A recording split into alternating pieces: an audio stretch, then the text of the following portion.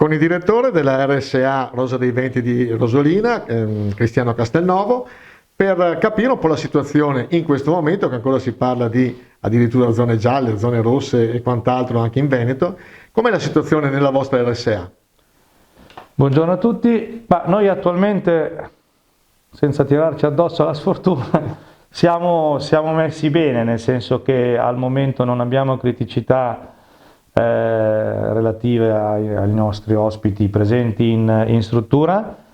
Manteniamo sempre le nostre camere di isolamento in casi sospetti, con febbriciattole piuttosto che mal di gola e quant'altro in prevenzione, e osserviamo quotidianamente i numeri che vengono presentati dall'ULSS e monitoriamo quello che è un po' anche il territorio, perché ovviamente, un po' come è successo l'anno scorso, un focolaio in un paese vicino non ci fa comunque esultare, nel senso che siamo comunque coinvolti anche noi allo stesso modo, e quindi attendiamo soprattutto le nuove disposizioni, perché con questi numeri ci aspettiamo che il passaggio in zona gialla purtroppo possa essere la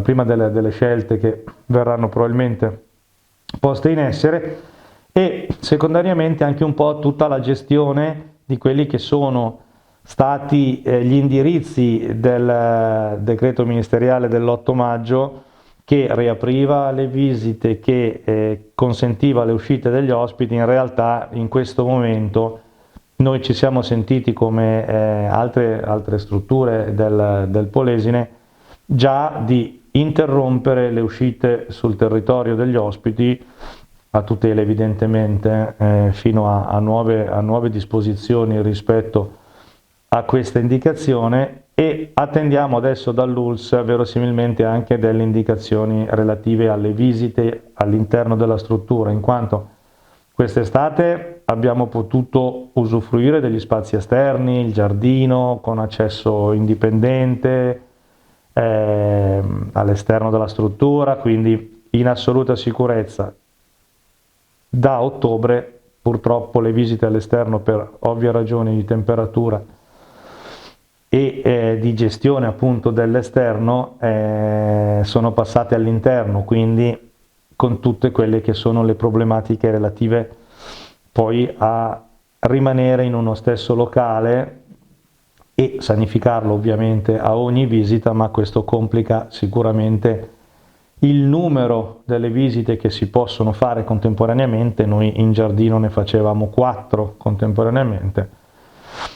Riducendo lo spazio all'interno è chiaro che si diluiscono anche i tempi di visita, quindi un parente non riesce più ogni settimana a vedere il proprio caro, ma rischia di vederlo ogni 15, magari anche 20 giorni. Quindi è una criticità che sicuramente vediamo esserci, insomma, da questo punto di vista, quindi vedremo.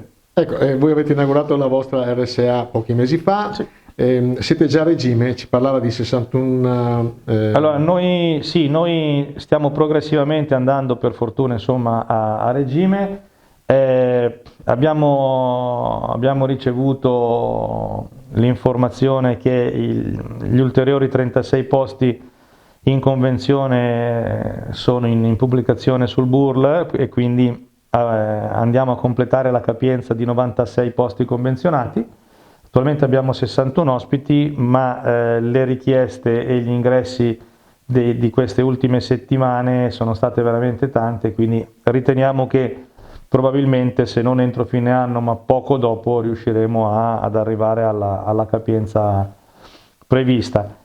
Rispetto ai posti convenzionati, noi dal 1° dicembre abbiamo deciso di ridurre la retta, che attualmente è 62 euro al giorno, la portiamo a 58,50 euro.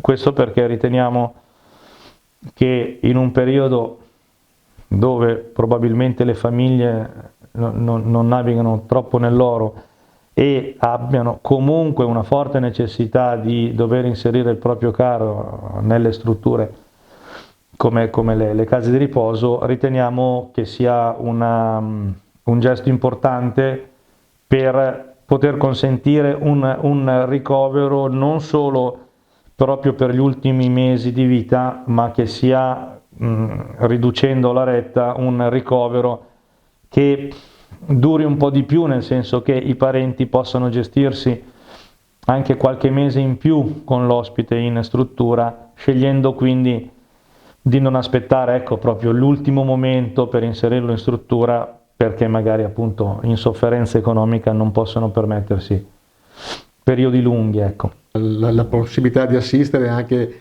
gli anziani con criticità più importanti, non autosufficienti, questo è un progetto che verrà quanto prima? Allora, noi abbiamo una capienza complessiva di struttura di 120 posti. Attualmente i 96 posti autorizzati, accreditati e convenzionati sono tutti di primo livello. Questo comporta chiaramente, in caso di aggravamento e rivalutazione, portando l'ospite appunto a un secondo livello, a una problematica di gestione, perché si renderebbe necessario il trasferimento presso una struttura che ha posti appunto di secondo livello, e questo quindi ci porta adesso a richiedere i nostri ultimi 24 posti da nominare, tra virgolette, insomma, come secondo livello, proprio per dare poi anche all'interno della stessa struttura continuità in caso di peggioramento delle condizioni sanitarie. Ecco, questo che tempi tecnici potrebbero avere? Questo noi la domanda la facciamo, poi come al solito inizia il suo iter burocratico di autorizzazione, ovviamente da parte di parere positivo da parte dell'ULSS, di parere poi positivo da parte di Azienda Zero e di passaggio poi in regione, in delibera, e direi non meno di 6 mesi, probabilmente. Non meno di 6 mesi. Abbastanza veloce. Sì, insomma 6 mesi per l'assistenza cominciano ad essere già importanti.